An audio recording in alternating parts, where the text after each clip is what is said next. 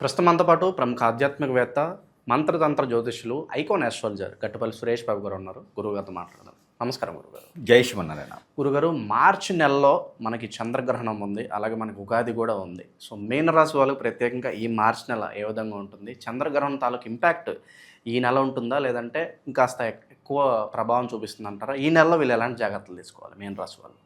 ముఖ్యంగా మనకి మార్చి మాసం 2026 సంవత్సరం ద్వాదశ రాశుల్లో ఒకటైనటువంటిది మీనరాశి. ఈ మీనరాశిలో శని భగవానుడు సంచరిస్తూ ఉన్నారు. ఈ శని భగవానుడితో పాటు శుక్రుడు కూడా ఈ మీనరాశిలోనే సంచరిస్తూ ఉన్నాడు ఈ మార్చి మాసం మొత్తం కూడాను. ఈ శుక్రుడితో పాటు 12వ స్థానం, ఈ రెండు ఇరువురి ఒకే స్థానం స్వస్థానంలో ఉన్న 12వ స్థానంలో రాహు ఉన్నాడు. రాహుతో పాటు కుజుడు ఉన్నాడు. కుజుడితో పాటు రవితో పాటు బుధుడు. వీళ్ళంతా కూడా కుంభరాశిలోనే సంచరిస్తూ ఉన్నారు ఈ మాసం మొత్తం కూడా. ఇలాంటి గ్రహస్థితితో పాటు మళ్ళీ కూడా వీరికి గ్రహణం, ఈ గ్రహణం వచ్చేసి సింహరాశిలో ఏర్పడుతూ ఉంది. మఖా నక్షత్రంలో చంద్రగ్రహణం 3వ తారీఖున మార్చి 3వ తారీఖున ఏర్పడుతూ ఉంది. ఈ గ్రహణానికి సంబంధించినటువంటి శూలం అనేది సింహరాశికి, అందులోనూ కుంభరాశిలో 2వ స్థానం అయినటువంటిది మీనరాశి. ఇటు నుంచి చూస్తుంటే 12వ స్థానం. ఈ 12వ స్థానంలో గ్రహణం ఏర్పడటం అనేది ఈ యొక్క స్థానానికి కొంతమేర ఇబ్బంది కలిగించేటువంటి వాతావరణం అని చెప్పొచ్చు. ఇక ఆల్రెడీ శని భగవానుడితో కొంతమేర ఇబ్బంది పడుతున్నారు మీనరాశి వారు. ఇక 12వ స్థానంలో గ్రహణం ఏర్పడుతుంది. ఇటు నుంచి చూసినప్పుడు 8వ స్థానం, కాబట్టి ఇటు నుంచి చూసుకుంటే 12వ స్థానం అవుతుంది. ఈ 12వ స్థానంలో గ్రహణం ఏర్పడటం, ఈ గ్రహణ స్థూలం అనేది మీనరాశి వారికి ఇన్ఫ్యాక్ట్ బాగానే ఎక్కువగానే ఇబ్బంది ఉంటుంది అని చెప్పొచ్చు. ఈ ఎక్కువ ఇబ్బందిలో కొంతమేర ఉపశమనమా ఇబ్బందా అనే దానికి చూసుకున్నట్టయితే కనుక మనకి వెతికేతి కాలికి దొరికిందా అనే విధంగా వీరికి అవకాశాలు రావడం. అవకాశం ఎట్లా ఉంటుందంటే 9ంటికి బస్సు, వీడు 8:30 వేస్తారు. 8:30 వేసి ఎప్పుడు వెళ్ళాలి? బ్రష్ చేసుకుంటూ వెళ్ళిపోవాలి, బస్సు ఎక్కాలి. అలా ఉంటుందన్నమాట. అవకాశం వస్తుంది. ఇప్పుడు అన్నీ ఉండి అల్లు నోట్లో శని, పెళ్ళయిద్ది. వెంటనే పెళ్ళయి ఏమవుతుందంటే కనుక భార్యతో ఉండడానికి అవకాశం ఉండదు. ఏదో రకమైన సమస్య, పెద్దవారు ఆరోగ్యం బాగాలేదనో, వీరికి ఏదైనా పర్సనల్గా ప్రాబ్లం వచ్చో, లేదా జాబ్లో లెటర్ వచ్చి వెళ్ళిపోవటమో ఏదో జరుగుతుంది. అది లోపం అనమాట. మంచి పరవణం పెట్టుకుంటుంటారు, దాంట్లో బొద్దింకో బల్లె పడుతుంది. తినాలో తెలియదు, తీసేలా తెలియదు అనమాట. వీళ్ళకి ఎలా ఉందంటే కనుక మీనరాశి వారికి ఈ పరిస్థితి ఏర్పడుతుంది. ఇక ఒకడు వస్తాడు, నాకు వ్యాపారం పెట్టుకుంటున్నాను, డబ్బే కావాలి, నాకు ఎక్కడైనా సమకూర్చి ఇవ్వండి అంటే, వీళ్ళు అసలుకి మంచి మామూలు వ్యక్తులు కాదు. వీళ్ళని ఎవరైనా పొగిడితే కూడా మొత్తం దారదత్తం చేస్తారు. కాబట్టి వీరు వెళ్ళేసి ఎక్కడైనా తల తాకడ పెట్టి డబ్బులు తీసుకొచ్చి వాడికి ఇవ్వటం, వాళ్ళు మోసం చేయటం, ఈ రకమైన వ్యవస్థ అయితే మార్చి మాసంలో కనబడుతుంది. ఇల్లు కొంటారు, ఇంట్లో లోపలికి వెళ్ళగానే ఏదో రకమైనటువంటిది పైన పడిద్ది, మీద పడిద్ది అనమాట. ఒక పార్కులోకి వెళ్ళి బెంచ్లో కూర్చుంటారు, ఆ పైన చెట్టు ఉంటుంది. ప్రశాంతంగా పేపర్ చదువు కూర్చుంటే తాటికాయ ఒకటి నెత్తిన పడిద్ది. అంటే వీనికి లేనిపోయినటువంటి గొడవలు అనమాట. దోవన పోతూ ఉంటాము, ఎక్కడో దగ్గర మంచి వ్యక్తులు కదా వీళ్ళు, అందులో సెన్సిటివ్ మంచి వ్యక్తులు మీనరాశి వారు అంటే. ఇక పార్కులో కూర్చొని వెళ్ళిపోయిన తర్వాత బయటికి వెళ్ళిపోతూ ఉంటాడు. ఎక్కడో దగ్గర ఏదో యాక్సిడెంట్ అయ్యి, లేకపోతే పిల్లాన్ని కొడుతున్నాం, భార్యను కొడుతున్నాం, గొడవలు అవుతూ ఉంటాయి. ఈ గొడవల దగ్గరికి అవసరం లేని పోతారనమాట. మీనరాశి వారు పోయేసి పెద్ద మనుషులాగా వెళ్ళేసి ఆ సమస్యను పరిష్కరించాలని చెప్పేసి అని వెళ్తారు. వెళ్ళగానే వాళ్ళకి పడే దెబ్బలు మనకు పడతాయి. అసలు ఈయన రాకపోతే గొడవ అసలు ఉండేది కాదని చెప్తారు. అది ఎప్పుడో సమస్యపోయేది, మీరు వచ్చారు కాబట్టి ఎక్కువైంది గొడవ అని చెప్తారు. పోయి సమస్య పరిష్కారం చేయడానికి వెళ్ళి కొనుక్కొచ్చుకోవడం అనమాట.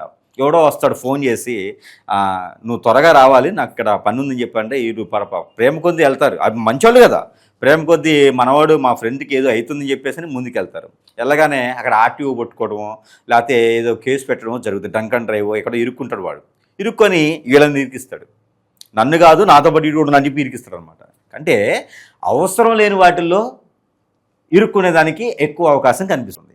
ఈ గ్రహణానికి సంబంధించి అయితే ఇంట్లో స్త్రీలు ఎవరైనా ఆరోగ్య ప్రకారంగా కాకపోయినా ఎవరైనా స్త్రీలు ఉంటే వారికి ఏదైనా ఆరోగ్య సమస్య, ఆర్థిక సమస్య, జాబులో కొంచెం వెసులుబాటు రాకపోవడం, ఇలాంటివన్నీ కూడా ఈ గ్రహణానికి సంబంధించిన స్థూలంగా కనిపించుకుంది.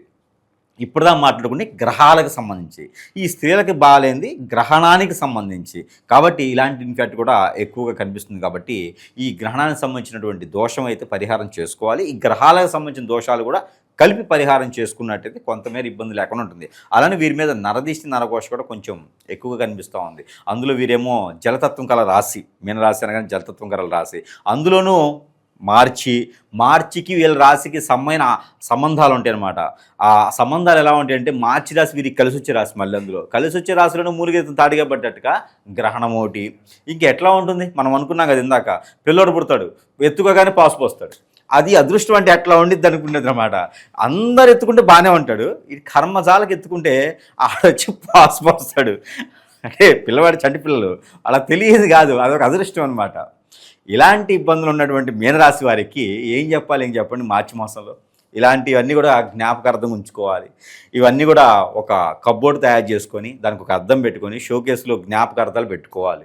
ఇక ఏదైనా పోటీ పరీక్షలు అయితే కనుక కొంతమేర బాగానే ఉంటుంది. ఫ్రెండ్షిప్ చేయటం కానీ, ఫ్రెండ్షిప్లో ఇబ్బంది పడటం కానీ చేసుకోకూడదు. బంధువర్గీయుల నుంచి వచ్చేటువంటి శుభకార్యాలకు పాల్గొనమని చెప్తే పాల్గొనాలి తప్పితే పాల్గొనకూడదు. పాల్గొనాలి తప్పితే పాలు కొనుక్కొని వెళ్ళకూడదు. వారికి ఏదో గిఫ్ట్ ఇస్తారు, ఆ చేతి పట్టుకోగానే కింద పడిపోద్ది, అదొక అపశకునం అనుకుంటారు. అందుకని ప్రశాంతంగా వెళ్ళి తినొచ్చామా అనుకోవాలి. ఎవరైనా వచ్చేసి ఏం బామ్మగారు బాగున్నారంటే నాకేం తప్పుడేరా దరిద్రుడా అంటది. కాబట్టి మనం పలకరించడం కూడా తప్పే. మీనరాశి వారికి అనేక రకాల అనుభవాలు అయితే ఎదురవబోతున్నాయి ఈ మార్చి మాసంలో. చవి చూడాలి, వేచి ఉండాలి. దాని తగ్గట్టుగా శని భగవాని అశుభ దృష్టి. ఇది ఎలా ఉంటుందంటే పొద్దున్నే లేస్తాం, బద్ధకం, వాష్రూమ్కి వెళ్తారు, పని అవ్వదు, అదొక తలకాయ నొప్పి. ఇక చూడండి అక్కడ పని అవ్వదా, అక్కడే అయిపోతుంది లేట్ అంతా. అక్కడ లేట్ అయిపోగానే మళ్ళీ శుక్రుడు ఎఫెక్ట్ ఉంటుంది. 9 తర్వాత ప్రతిరోజు శుక్రుడు ఎఫెక్ట్ ఉంటుంది. ఈ శుక్రుడు ఏం చేస్తాడంటే హెడేక్ తీసుకొస్తాడు. ఈ ఎండకిరణాలు పడేసి బయటికి వెళ్ళగానే రావు గారు బయలుదేరారండి అని చెప్పేసి ఆ వ్యసనంతో మనకున్న ఎనర్జీ మొత్తం అక్కడే అయిపోగానే ఇంకా ఆ పరిగెత్తుకుంటూ వెళ్ళేటప్పటికి పంచర్ పడిద్ది. రాహు ఉంటాడు 12వ స్థానంలో. రాహు ఏం చేస్తాడు, త్వరగా వెళ్ళాలని ఉంటాడు, వెళ్ళాలనేటప్పటికి బండి పంచర్ అవుతుంది. రాహు చేసేదంతా అట్లే ఉంటుంది. బండి పంచర్ అవగానే ఏం చేస్తాడు, ఎండకి బుధుడు వస్తాడు, ఆ నేలంతా కాలుతో ఉండిద్ది. ఎండ కిరణాలు తప్పించి ఏదైనా జ్యూస్ షాప్కి వెళ్తాం, జ్యూస్ షాప్ దగ్గర ఎవరు ఉంటారు, చంద్రుడు ఉంటాడు, చంద్రుడితో పాటు కుజుడు ఉంటాడు. అక్కడ అవి తింటే సాయంత్రం కల్లా రోగం నిప్పు వస్తుంది. కాబట్టి ఈ గ్రహాలన్నీ కూడా వీళ్ళ మీద ఇలాంటి ఫైట్ చేస్తాయి అన్నమాట. సాయంత్రం ఇంటికి వచ్చేటప్పటికి గొడవ, వీళ్ళకి అనేసి ఇంట్లోకి వెళ్ళి పడుకుంటారు కాళ్ళు పైకెత్తేసి. ఇది జరిగేది మార్చి మాసం మొత్తం కూడా. దీనికి తగ్గట్టుగా మనం అనుకూలంగా ఉండాలి అంటే మనం ఎక్కడ జోలికి వెళ్ళకూడదు, ఎవరితో పట్టుకోకూడదు, మన పని మనం చేసుకుంటూ ఉండాలి. పుల్లాయి ఎల్లాయి పలకరించారని చెప్పి వ్యవహారం వేయకూడదు. వేరే తగాదాల్లో, వేరే పార్ట్నర్షిప్లో వేరే ఏదైనా సమస్య పరిష్కారం చేద్దామని వెళ్ళకూడదు. మన పని మనం చేసుకుంటూ ఉండాలి. ఇష్టదైవానికి గ్రహాలకి శాంతి పలుకుతూ ఉండాలి. వినాయక స్వామివారి గుంజుళ్ళు తీసుకుంటూ ఉండాలి అవకాశం మేర. వీరికి దాని దగ్గరగా గ్రహాల యొక్క స్థితిగతుల వల్ల హార్మోన్ ఇంబ్యాలెన్స్ మొదలవుతుంది. మళ్ళీ వీళ్ళకిను ఆరోగ్య సమస్య. ఇంట్లోనేమో ఆడవారి పరిస్థితి బాగలేదు, ఏదో రకమైన సమస్య. అన్నీ ఉన్నాయి, ఏమంటే చింతపండు తీసుకురాలేదే, చింతపండు మర్చిపోతాడు, దానికి నరకం అన్నమాట. కాబట్టి ఇలాంటివన్నీ రాకుండా ఉండాలంటే ముందు రోజు నుంచి ప్రికాషన్స్ తీసుకుంటూ ఉండాలి. కాబట్టి అలాంటి గ్రహాల యొక్క శోభని మనం అనుభవించుకుండాలంటే గ్రహాలకి శాంతి చేసుకుంటూ ఉండాలి. ప్రతిరోజు కాకపోయినా ప్రతి సోమవారం శనివారం రోజున గ్రహాల మండపం ఉంటుంది, నవగ్రహాల మండపం. అక్కడికి వెళ్ళి ప్రదక్షిణ చేసుకుంటూ ఉండాలి. ముట్టికాయలు వేసుకుంటూ ప్రదక్షిణ చేసుకుంటూ ఉంటే ఆ ఒక్క గ్రహాలకు సంబంధించినటువంటి స్థితిగతులు అనేది సానుకూల పడతాయి. ఇకపోతే ఎవరికైనా పాత బట్టలు ఉంటాయి చూసారా, అవి ఎవరికైనా దానం ఇస్తే కనుక ఆ శని భగవాన్ యొక్క అశుభ దృష్టి అనేది కొంత తగ్గుతూ ఉంటుంది. వీరికి బద్ధకం అనేది కొంచెమేర తగ్గుతూ ఉంటుంది. హార్మోన్ ఇంబ్యాలెన్సు, బద్ధకము ఇవన్నీ కూడా కొంతమేర వాతపిత శరీరాలు అనమాట, వీళ్ళవన్నీ తగ్గుతూ ఉంటాయి. ఇకపోతే బ్యాక్ పెయిన్, షోల్డర్ పెయిన్స్ లాంటివి కూడా మొదలవుతుంటే అది నరదిష్టి వల్ల మొదలవుతుంది. వాటికి ఏ రోజుకి ఆ రోజు పటాపంచం చేసుకోవడం కానీ పట్టికతోనో నిమ్మకాయతోనో దిష్టి తీసుకొని ఎక్కడైనా వాళ్ళ మొహాన వేయాలి. మొహాన వేస్తే మళ్ళీ కొట్లాడతారు, రోడ్డుకి ఇరువైపులో వేసేయాలి. ఇది మార్చి మాసం మొత్తం కూడా ఈ మీనరాశి వారు చేసుకోవాల్సినటువంటి చిన్న పరిహారాలు. దీంతోపాటు దేవుని అనుగ్రహం కూడా ఖచ్చితంగా కావాలి. ఇక మార్చి మాసం ఉగాది వస్తుంది. ఆ ఉగాది పర్వదినాన అందరూ కుటుంబ సమేతంగా పిలుచుకొని ఆ ఉగాది పచ్చడి చేసుకోవాలి. దాంట్లో తీపో, కారమో, పులుపు వీళ్ళు చేస్తే మాత్రం ఖచ్చితంగా ఏదో ఎక్కువైంది, మళ్ళీ వీళ్ళు మాట పడతారు. కాబట్టి ఎవరైనా చేస్తుంటే చూసి వీరు ప్రసాదం స్వీకరిస్తే సరిపోతుంది. ఏదైనా తీసుకురమ్మంటే జారుడిస్తారు, అదొక అశుభం అంటారు అనమాట. కాబట్టి వీరు ఎందుట్లో తలదూర్చుకోకుండా ప్రశాంతంగా ఉంటే చాలు. ఏ రంగంలో అడుగు పెట్టకూడదండి. మార్చి మాసంలో ఎలాంటి రంగాల్లో అడుగు పెట్టకూడదు. ఏప్రిల్ 2వ తారీఖు తర్వాత ఏదైనా కొత్తగా వ్యాపారాలు చేసుకోవాలన్నా, ఏదైనా కొత్తగా రంగాల్లోకి వెళ్ళాలన్నా కూడా అడుగు పెట్టొచ్చు. మార్చి మాసం నాది కాదు అనుకొని ప్రశాంతంగా ఉంటే జీవితం బాగుంటుంది. ఇలాంటి పరిహారాలు చేసుకొని దేవుని అనుగ్రహం కావాలి వీరికి. దేవుని అనుగ్రహం అయితే వినాయక స్వామి వారు ఇలాంటి వారికి మంచి సానుకూలంగా వెనక తోడుంటాడు. వినాయక స్వామి వారు బాగా వీరికి తోడుంటారు కాబట్టి ప్రతిరోజు కూడా ముక్తిగాలు వేసుకోవడం, గుంజిళ్ళు తీసుకోవడం, గరిక బెల్లం పెట్టి పూజించుకోవడం, పాల తాలికలు, చక్కెర పొంగల్ లాంటివి పెట్టుకోవడం, అభిషేకం చేసుకోవడం, పట్టు వస్త్రాలు సమర్పించుకోవడం, బియ్యం దానం చేయడం, ఇలాంటివన్నీ చేస్తే చాలా మంచి జరుగుతుంది వీరికిను. ఇక చలిబిడి దానం చేస్తే కూడా వీరికి మంచిది. కాలసర్పదోషం, నాగదోషం వాళ్ళు కూడా పరిహారం చేసుకున్నట్టయితే ఇక ఈ మాసం ఇలా ఉంది అని బాధపడుతున్నారేమో, కానీ ఈ మాసం తర్వాత ఏప్రిల్ మాసం వీళ్ళకి మొదలవుతుందండి. ఎవ్వడు ఆపలేడు. ఏప్రిల్ మాసంలో వీరికి ఈ 2020 సంవత్సరంలో మీనరాశి వారికి పట్టినటువంటి బంగారం, అంటే పట్టిందల్లా బంగారం అనేటువంటి నినాదం వీరికి సొంతమవుతుంది. కాబట్టి వచ్చేటువంటి మాసానికి ఏదైతే ఉందో దాన్ని కూడా చవి చూడాలి. కాబట్టి ఈ మాసంలో మనం ఖచ్చితంగా నెగ్గాల్సిందే. ఎవరు కూడా భయపడే అవసరం లేదు. అన్నీ ఇలాంటి కామెడీ జరుగుతుంటాయి అనమాట. కాబట్టి ఎవరు కూడా వీళ్ళు బాధపడాల్సిన అవసరం లేదు. కాబట్టి ఈ రాశి వారికి అన్ని రకాలు బాగున్నాయి. ఇంకేదన్నా పర్సనల్ అంటే వ్యక్తిగత హారోస్కోప్ చూపించుకోవాలన్నా, ఇంకా ఏదైనా వారికి సమస్యలు ఉన్నాయంటే జాతకాలు కొన్ని ఉండవు.